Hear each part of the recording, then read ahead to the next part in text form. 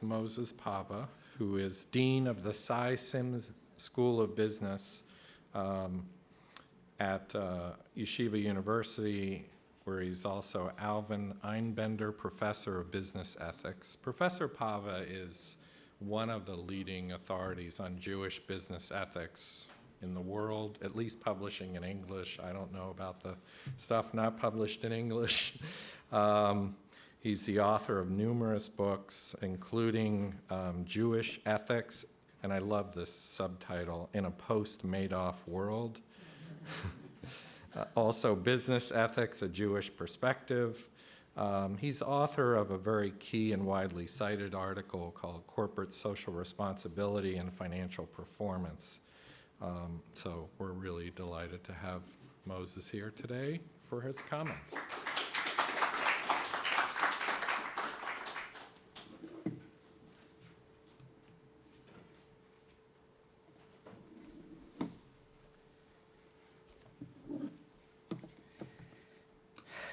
Okay, wow. Got some tough acts to follow here. First of all, I'd like to thank the University of Maryland and the Center for Financial Policy, and of course David. And I'd also like to thank Henry, who challenged us a couple of years ago now, or a year and a half ago now, where are the religious voices? He reiterated it yesterday. But unlike most people, when Henry asks a question, he's also providing us now with the opportunity to answer that question. And I, for one, am very thankful for him for doing this. And I feel like a kid in a candy store here today with all these incredible presentations. My title is Everyday Idolatry and the Ideology of Free Markets. And I want to talk a little bit first about the idea of idolatry from the Jewish perspective. Over time, the significance, reach, and meaning of idolatry has been elaborated and fiercely debated, not only between religious communities, but also within the Jewish tradition itself. In the prophetic writings, idolatry is conceived of primarily as a form of betrayal against God. And it's compared variously, and it's very interesting reading, in the prophets to the sin of adultery. It's compared to nymphomania. It's compared to political insubordination. And it's often associated with all forms of magical, licentious behavior and moral anarchy.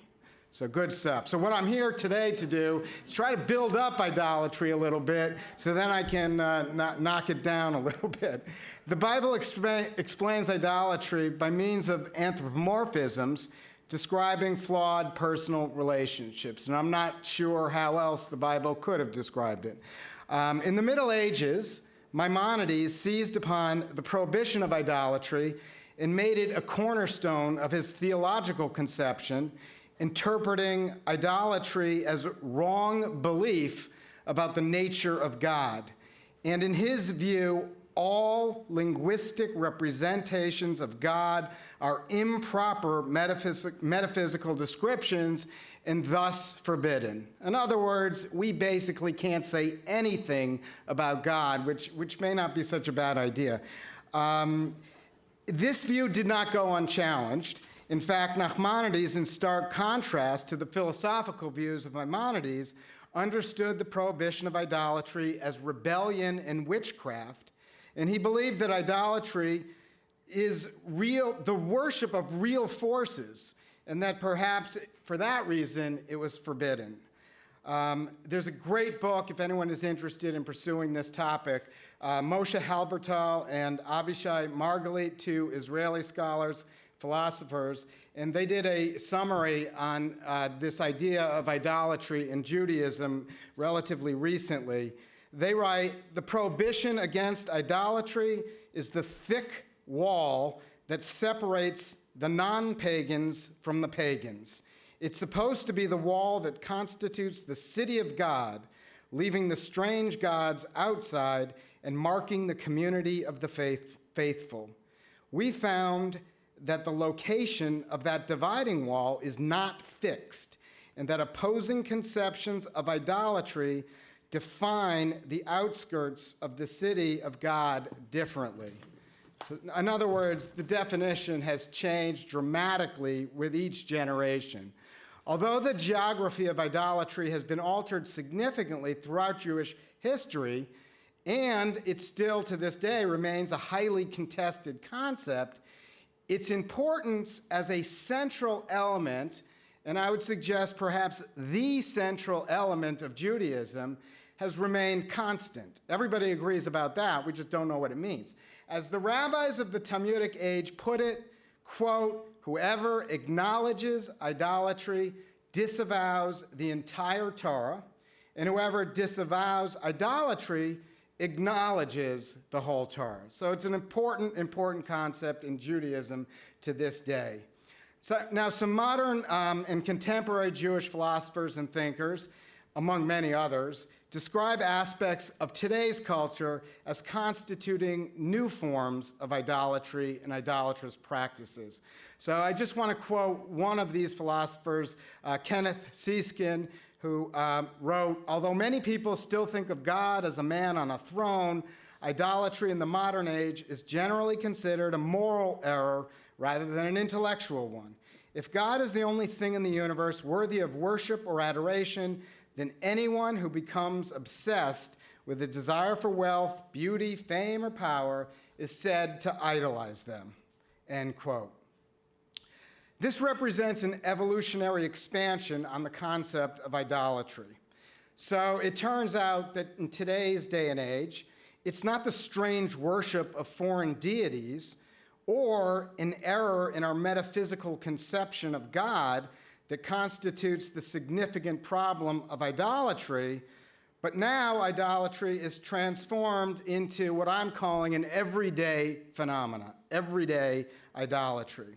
Idolatry is not an esoteric practice or a cultic activity separated from the routine and secular world, but it's part and parcel of the everyday world of work and leisure. Idolatry has itself become a profane and mundane activity, as ordinary as watching a Super Bowl advertisement while drinking beer with our friends or working out at the local gym with its wall of mirrors representing ourselves. Returning to the metaphor of Halbertal and Margalit, the thick wall dividing pagans and non-pagans has become ever more porous over time. Will Herberg, in his classic work, Judaism and Modern Man, I think offers one of the most useful definitions of this kind of everyday idolatry, grounded in traditional Jewish sources, but pregnant with meaning for the contemporary world. I think it's similar to what we were talking about before with Paul Tillich. He says, idolatry is not simply the worship of sticks and stones, or it would obviously have no relevance to our times. Idolatry is the absolutization of the relative, making absolute what is relative. It is absolute devotion paid to anything short of the absolute. The object of idolatrous worship may be, and in fact generally is, some good, but since it's not God, it is necessarily a good that is only partial and relative. Following Herberg, in my own book, Leading with Meaning, available in my trunk, and I'm willing to sell it on account, analyzed the biblical narrative of the golden calf as a Jewish paradigm of idolatry, and I identified there what I call four elements of idolatry. So let me list the four elements of idolatry, this model of idolatry. First, number one, it's an attitude of certainty in the face of uncertainty. Number two, idolatry is always a group phenomena. If it's the individual, we just call them crazy. If it's the group, it's idolatry. Number three, self-idolization always leads to self-worship. And finally, at its worst, idolization, it is an abrogation of the covenant, often revealed through severe moral breakdown and complete anarchy. So I would suggest that rather than thinking of idolatry as either or, this is idolatrous, this is not idolatrous.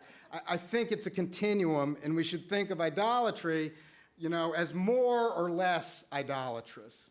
And the purpose of my paper is to suggest that this model, grounded in religious thought, can enrich and deepen our understanding of today's economic and social crises.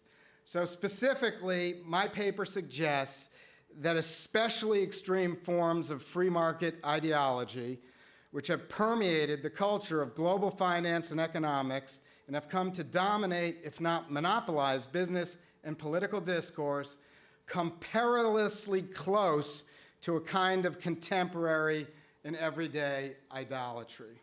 So there are many reasons to tread carefully here.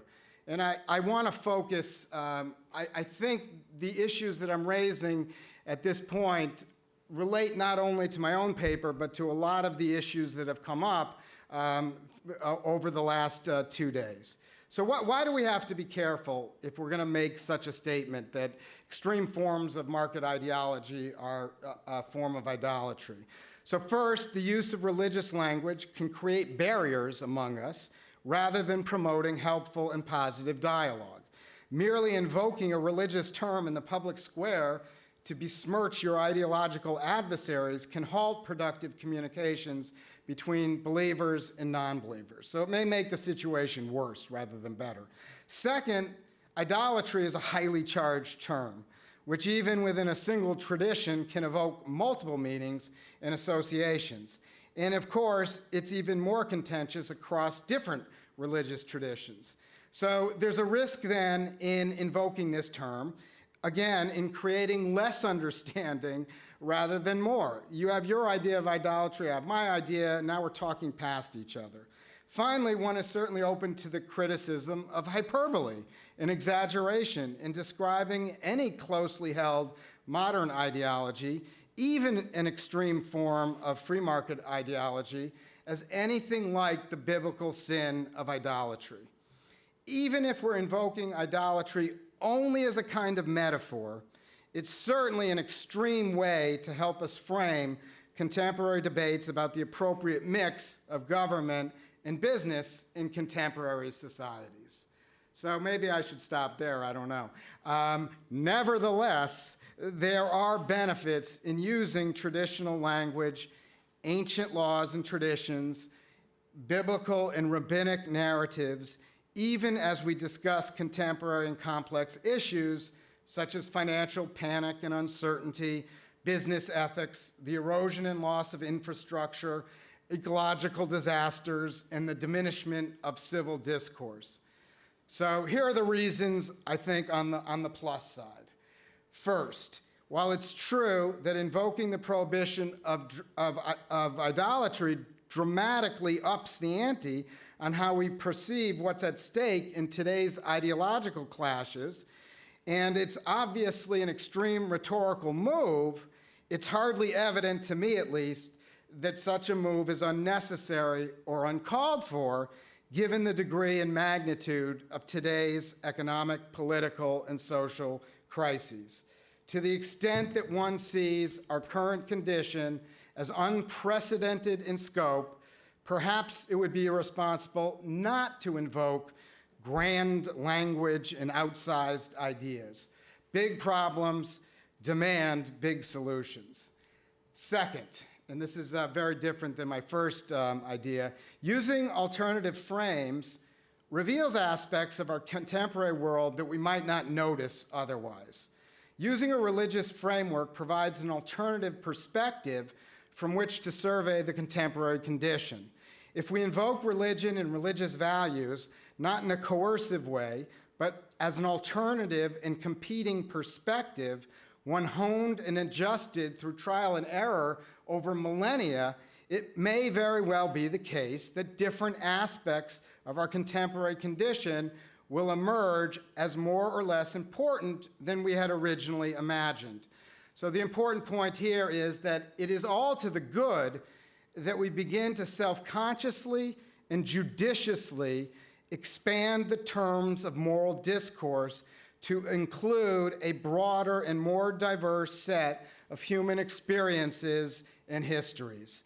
The language of maximizing individual utilities has its appropriate place in contemporary dialogues, but one is certainly entitled to question whether or not such a language can really go it alone, as many of the most orthodox of free market ideologues explicitly suggest. So that's number two. Number three, the third reason for introducing religious language into this discussion, if the language of idolatry does help portray and communicate a more multidimensional view of contemporary crises, then it may be expected, it may follow, that the Jewish tradition, as well as other traditions, including secular traditions as well, might also provide useful resources to combat idolatry. Care must be taken at this point to emphasize the pragmatic nature of my project. The goal is not to promote the parochial interests of any religious tradition, be it Jewish or otherwise, nor is it to turn the prohibition against idolatry into a club to whack free market ideologies and ideologists. Rather, the point is to offer real-world solutions and alternative perspectives on how all of us, regardless of our unique religious and ethnic backgrounds, can move forward together. Not all traditional texts will be invoked here, because not all texts will help serve the goal of promoting and creating a more just, sustainable, and democratic political economy. So in the paper, I suggest a sample of traditional values like covenant, like Sabbath consciousness, and also the notion of loving the stranger, not just loving the neighbor, but loving the stranger, how these ideas might be able to help us move forward in these kinds of discussions. I don't necessarily consider myself a Jewish business ethicist. I am using these traditional sources to build, to help construct, to participate in a dialogue, to create a business ethics for not only the United States, but a global business ethics. And without that, I'm not sure where we stand. So let me try to make my case quickly that what we're looking at here today is a case, a kind of, if only metaphorically, idolatry. So extreme free market ideology is an attitude of certainty in the face of uncertainty. So Alan Greenspan, who has come up a number of times here, as late as 2005, he continued to praise financial innovation, including subprime loans, describing in detail how lenders are able to take advantage of credit scoring models and other techniques for efficiently extending credit to a broader spectrum of customers. In his view, unfettered financial markets were always the most efficient way to allocate capital in modern economies. And I'm actually going to quote again from his testimony.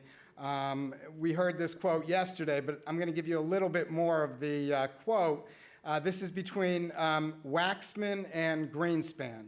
It's available on YouTube. You got to see it on YouTube to get the real feel for this, because the deadpan way that Greenspan gives this testimony is worth the time finding this on the internet. So Waxman starts out, do you feel that your ideology pushed you to make decisions you wish you had not made? And Greenspan, well, remember though that what an ideology is, it's a conceptual framework with the way people deal with reality. Everyone has one, you have to. To exist, you need an ideology. The question is, yes, I found a flaw. I don't know how significant or permanent it is, but I've been very distressed by this fact. You found a flaw?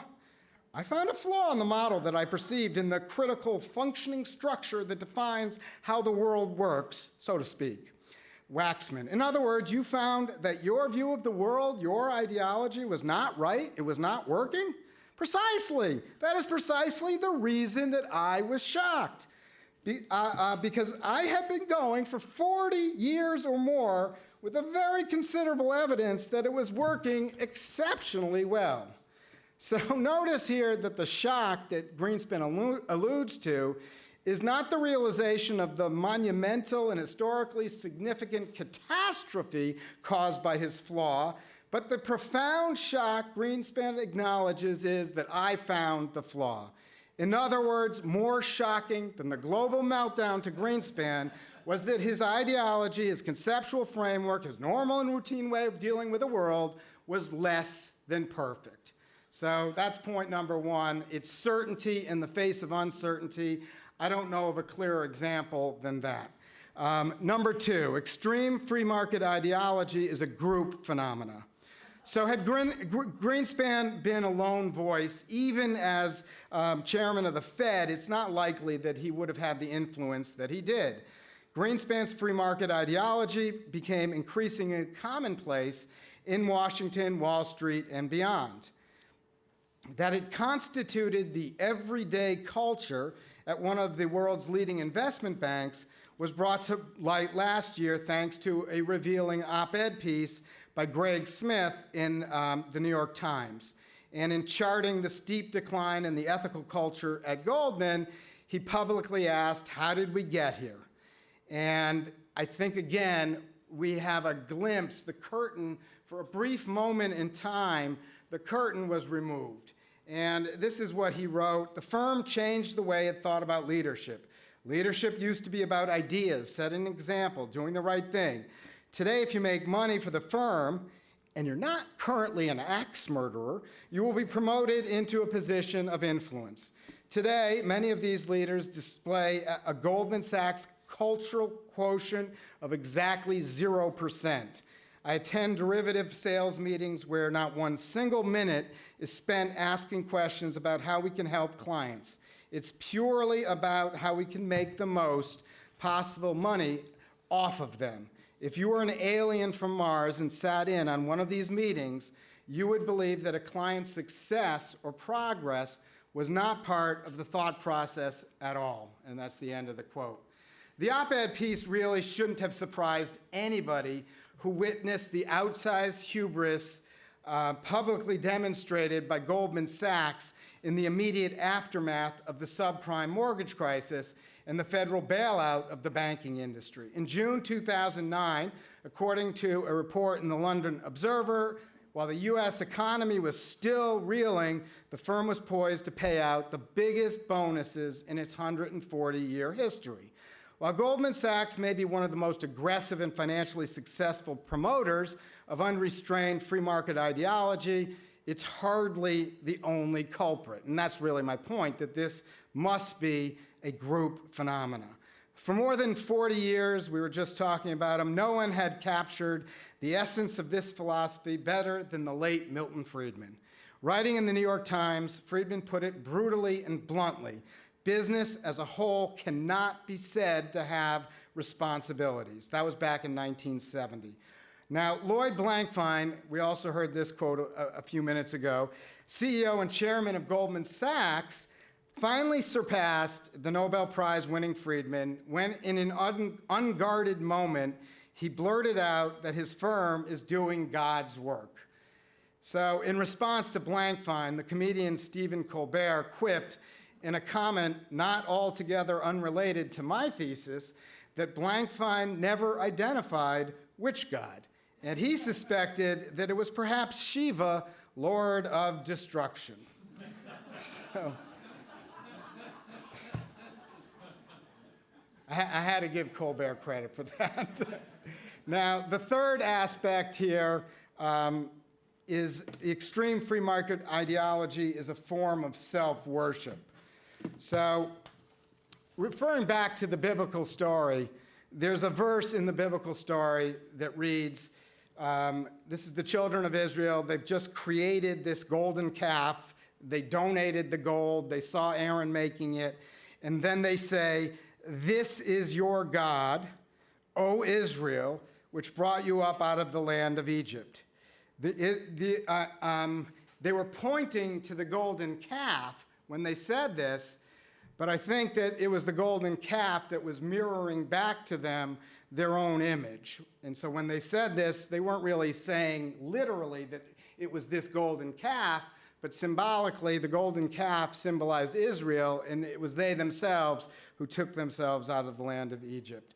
The free market ideology, based on restricted view of economic theory, is slowly but steadily becoming an absolute value for many of us. But it's not just any old value. The economic theory undergirding this ideology knows only one value, and that is the supreme value of how best to promote one's own self-interest in a world of scarce resources.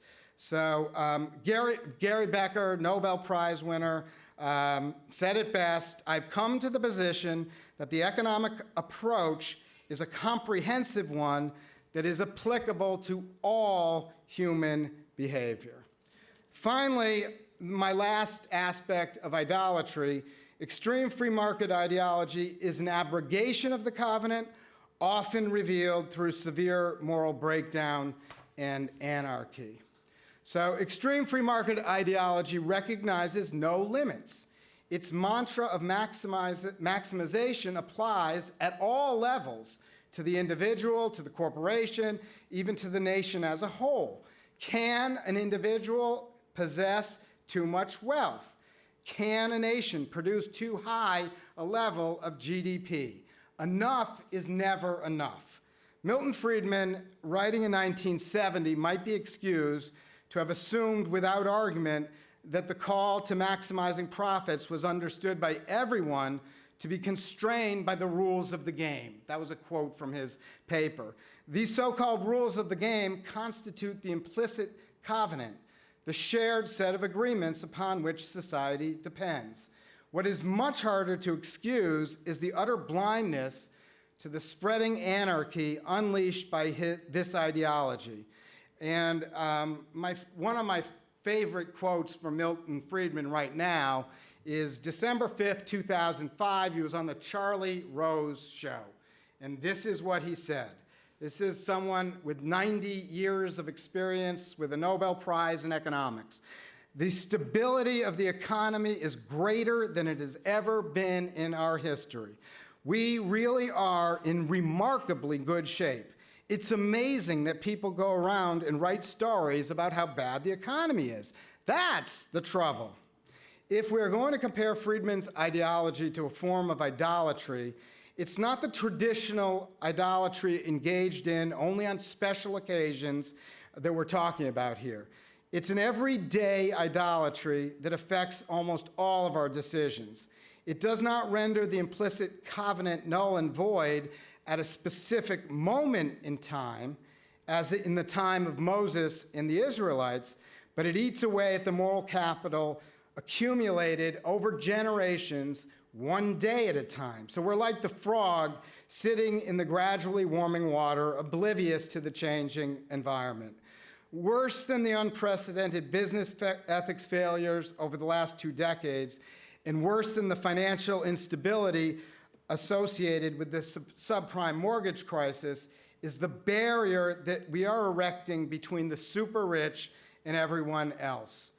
Enron and Bernie Madoff, despite the unprecedented magnitude of these transgressions, of these sins, these are ordinary sins every day. These kinds of failures are terrible, but they don't challenge the meaning of who we are as a society.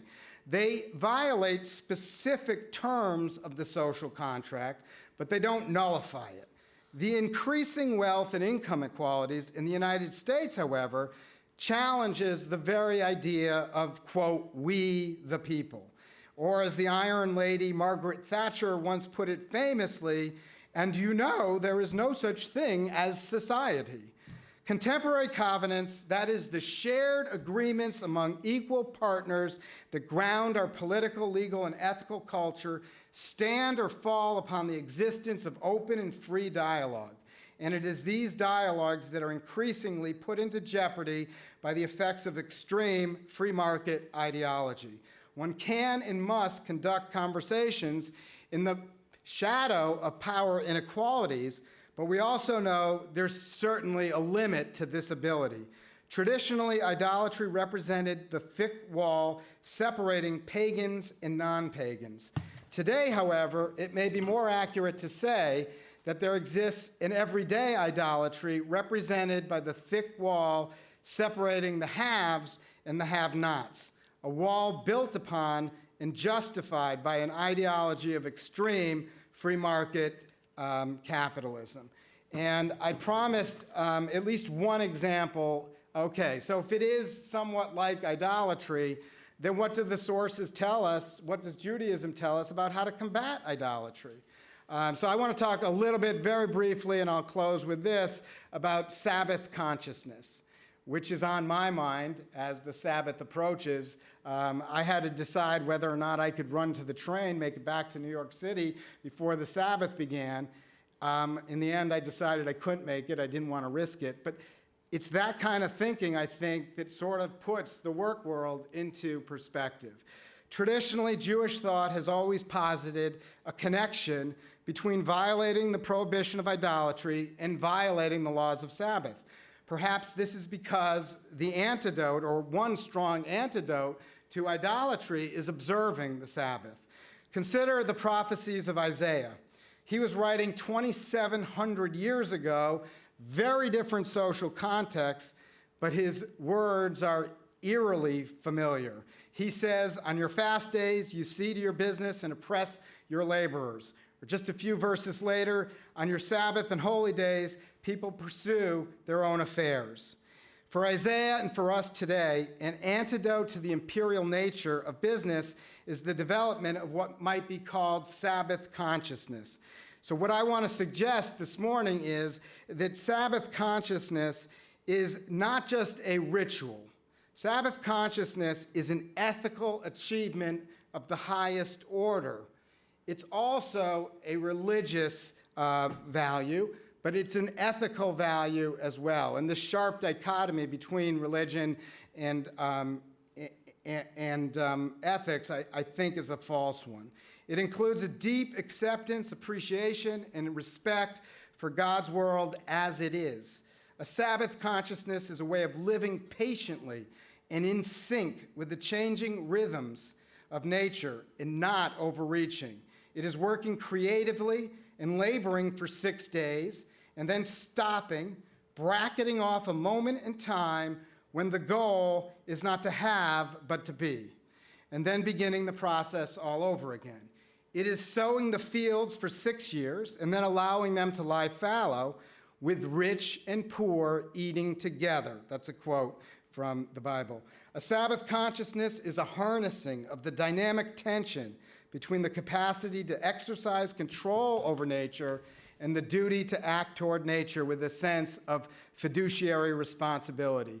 It's the mindset that drives us towards first imagining and then building a world where even the maidservant's son and the stranger deserve to be refreshed once a week. Sabbath consciousness is less about gaining a tiny taste of the world to come, and it's more about heightening the experience of this world and beginning to sense this world's infinite potentialities. A Sabbath consciousness is in direct opposition to the bottom line, technology-centered, profit-oriented mentality so pervasive in today's culture. Rabbi David Hartman describes the Jewish attitude towards the Sabbath as follows. Halakha, Jewish law, prohibits my plucking a flower from my garden or doing with it as I please. At sunset, the flower becomes a thou, with a right to existence irrespective of its instrumental value for me. I stand silently before nature as before a fellow creature and not as before an object of my control. By forcing us to experience the meaning of being creatures of God, the Sabbath aims at healing the human grandiosity of technological arrogance. Isaiah speaks about honoring the Sabbath and describes its special and unique qualities as a delight. This was his aspiration for the Sabbath and not necessarily his experienced reality. Today, cloning, genetic engineering, the use of nuclear power, deep water oil drilling are all practices that raise potential dangers and clear risks of permanent changes to the human and natural environment. Often the risks inherent in these technologies are neither quantifiable nor predictable in the usual ways. Surely, at some point in time, the burden of proof shifts from those who wish to pause, regulate, or at least slow down these technological breakthroughs to those who insist on continuously pushing the frontiers of technological advancement in pursuit of more profits. For those who have internalized the Sabbath consciousness and the recognition of our responsibility to both control nature and protect it, such a time has already come. Thank you. I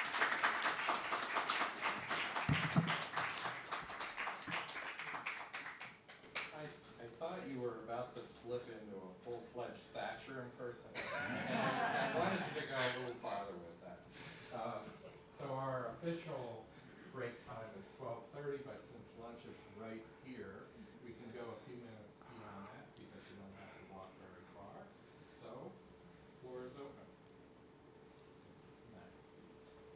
Well, I'm going to be appreciative of the last two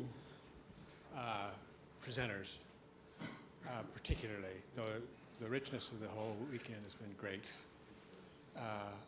But I think I'm the only theologian here, professional theologian. I'm Max Stackhouse, I'm a emeritus professor of public theology and political economy at Andover Newton earlier on and at Princeton Theological Seminary recently, till my retirement. And I'm a student of Paul Tillich.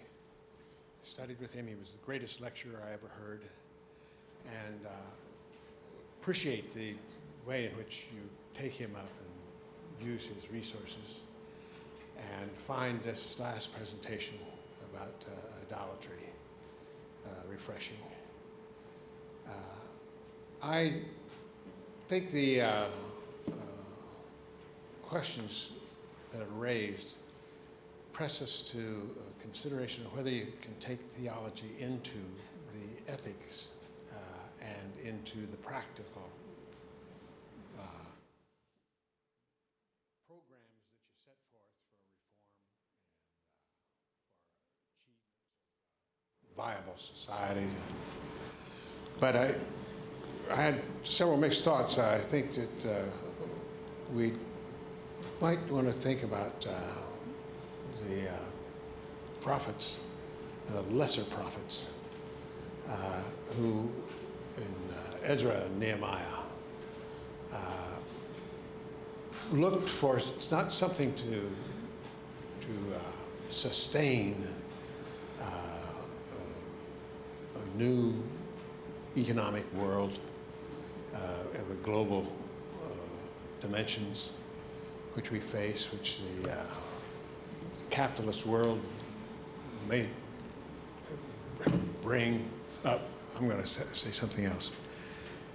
I got Parkinson's and it affects my speech. So if I pause, I'm still thinking because it comes slower. The Ezra and Nehemiah were taking the stones that were knocked down in the battles before and were trying to reconstruct and rebuild, and it had to take some new forms, and they had to get the measuring right. And it seems to me that there's an Ezra and Nehemiah moment in our world history. And we have to, the scale of this is no longer the old village town and the walls that were overthrown, but it's the interconnected world that is transformed and yet not defeated. It is modified, enlarged, extended, and universal in its implication, but also universal in its foundations. I think this last Sabbath comment was very telling, I think, that you have a duty, I have a duty. I had to produce in my own area. You people in economics have to produce in your own areas. And it has to be as excellent as you can make it.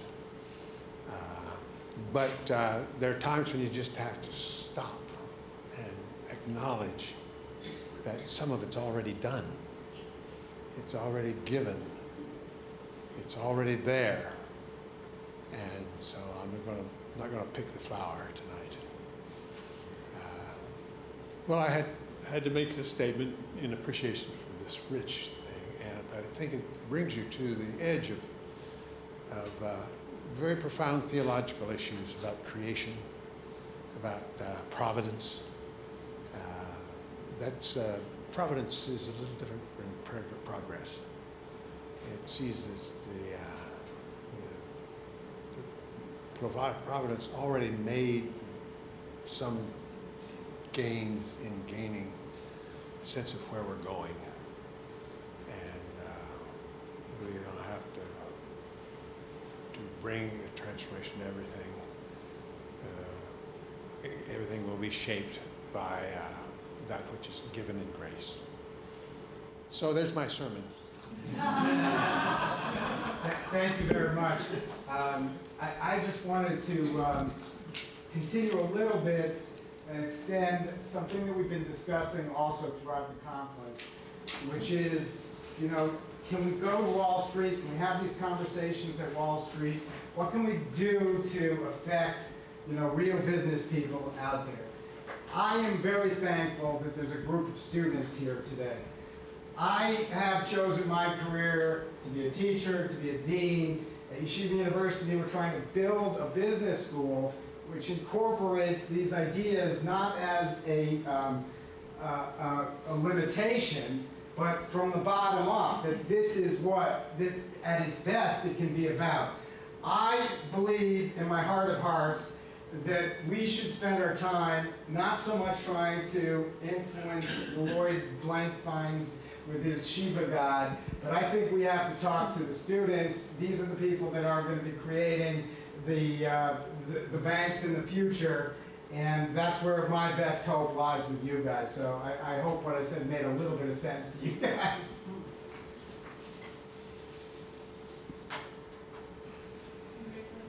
And, we have questions.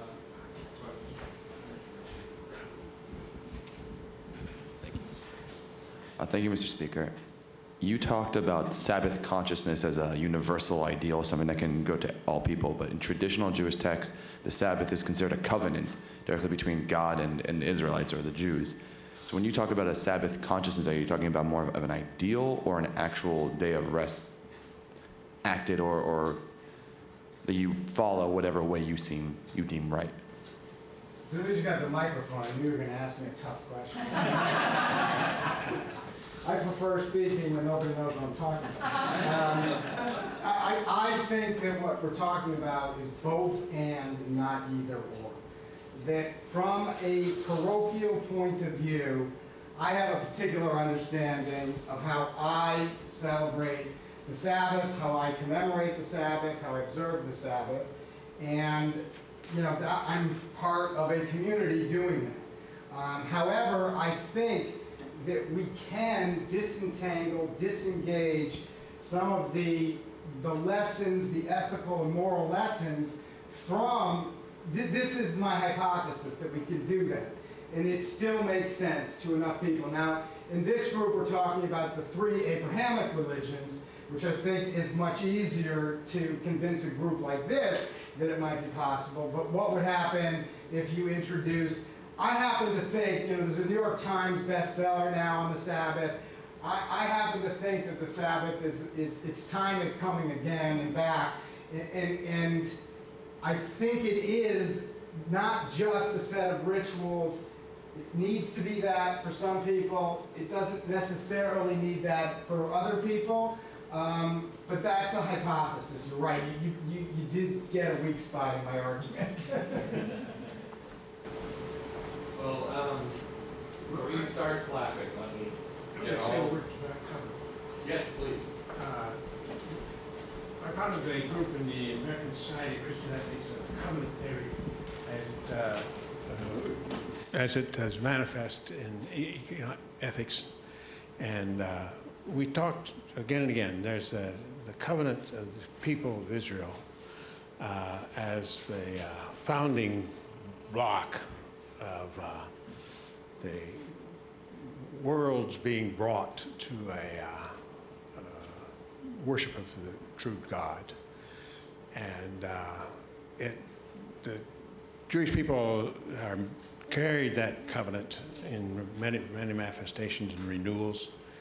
And for those of us who are not Jewish, we think you can come to it through other channels. But you come to a different size covenant. And the covenant not of a people, but a covenant of people of conviction. And we're still looking for the way to find an ecumenical way of celebrating that adequately. But a covenant has several ingredients, according to the findings of his study group. And it has, first of all, the capacity to read the environment.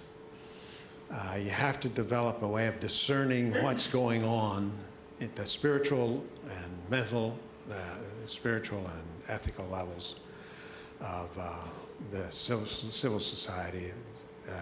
And it frames a commitment to others under the command of what's right. And the basic ethical category, the second part of your discernment of what's going on has to be, well, we know this is going on, you get an accurate portrayal of some parts of the human experience. And then you have to, is that right? And you have to go to the philosophical and the theological and moral questions of right and wrong, presuming that they are knowable in some measure, both by revelation and by reason. And then you have to figure out, well, if it's not right, what do we do about it? You got to figure out what's good, what's bad, in consequences, and planning for the future. And when you think planning for the future, you have to take into account the ultimate future, the eschatological end point. And this is more than the Aristotelian teleological view, that everything moves towards some end. This is a visionary dimension at the end that reflects back on the present. And if you don't get your vision right, then you begin to confuse the right and the good, or make everything fit your scheme of planning and desires. But I think the covenantal ethic is what I've given you is the raw bones sketch that some of us have tried to spell out in a series of books on public theology. It takes not political theology, though it can use political theology and political thought, not an economic theology. You use it, develop it, because it's instrumental. And not in legal, but can appreciate the civil laws and shape these into a holistic view. So that's a tag on my sermon. Sorry.